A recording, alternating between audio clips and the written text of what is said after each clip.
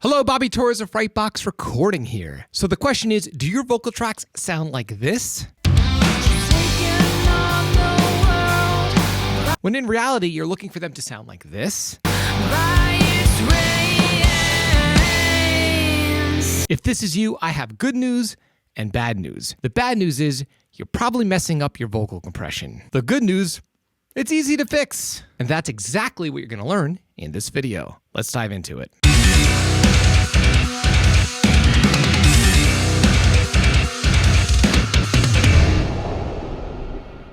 So without any further ado, I'm going to jump right into the audio sample. I'm going to play for you a track that has some mixed vocals, but they are mixed in the typical way that home studio owners tend to mix vocals. Let's take a close listen, and then I'm going to reveal to you how you could fix this issue, because if you are new to mixing, you're probably making this mistake. I know I used to. Let's take a listen.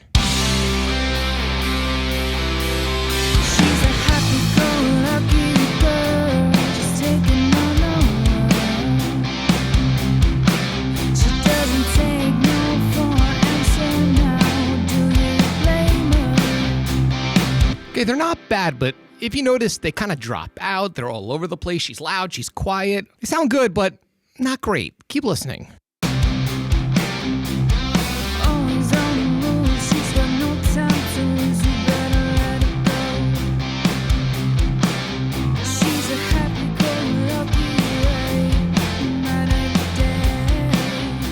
Yeah, you know, the music is nice and punchy and she sounds clear, but again, she gets lost a lot. And if you're familiar with any pro recording, whether it's pop, metal, hip hop, most pro mixes feature vocals that are upfront and crystal clear, because vocals are the most important element of any mix, regardless of genre. So what I have here is a simple chain, but I want to focus on one particular plugin, and that is my compressor plugin. So I'm going to play the track back yet again, and I want you to focus on how much gain reduction is taking place in this plugin.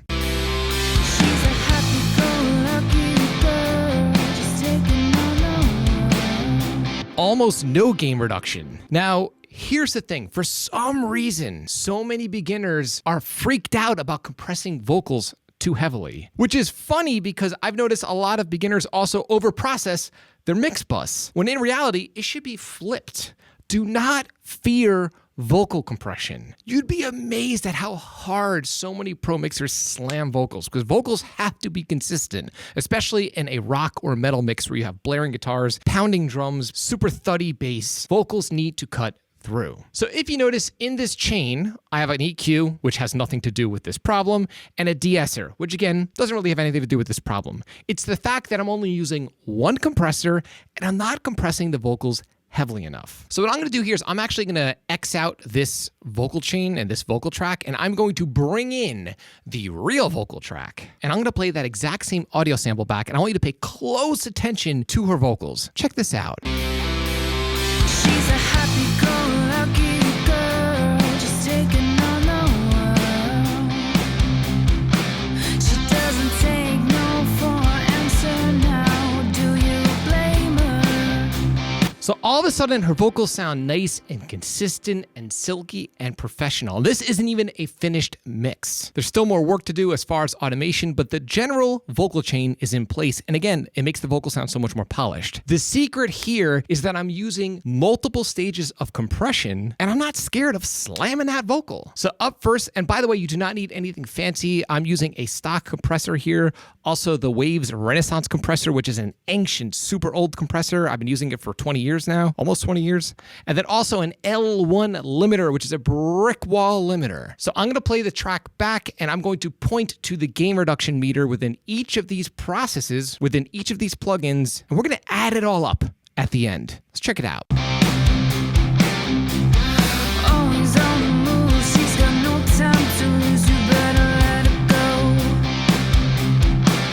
She's a happy-go-lucky way, no matter the day. She's taking on the world by its reins. So as you can see, I am not shy with compression at all. I've got a couple dB happening within the first compressor, up to like 12 dB or more in the second compressor, and between 6 and 8 dB of limiting within my brick wall limiter. Now, I don't want you to get hung up on the exact amounts within each compressor. The overarching idea is to use multiple compressors within your chain that'll help keep your vocal in control without it sounding squashed. So for example, if you take one compressor and slam your vocal with 24 dB of gain reduction, it's gonna be pretty obvious.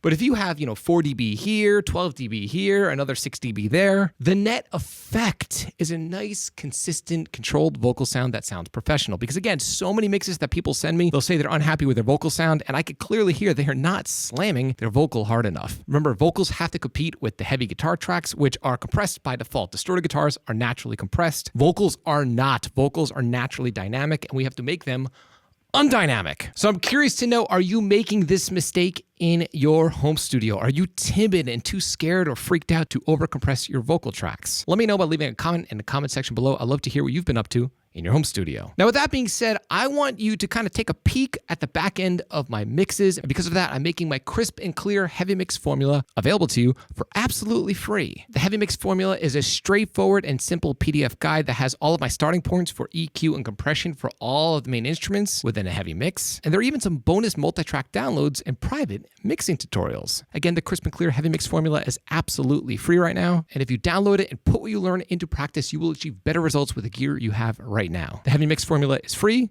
Click the link below and it's all yours. And also, if you like the song that you heard in this tutorial, this is a band that I'm currently producing called Raising Arizona. I will leave a link below in this video's description to their music so you can hear more from Raising Arizona. Until next time, happy mixing.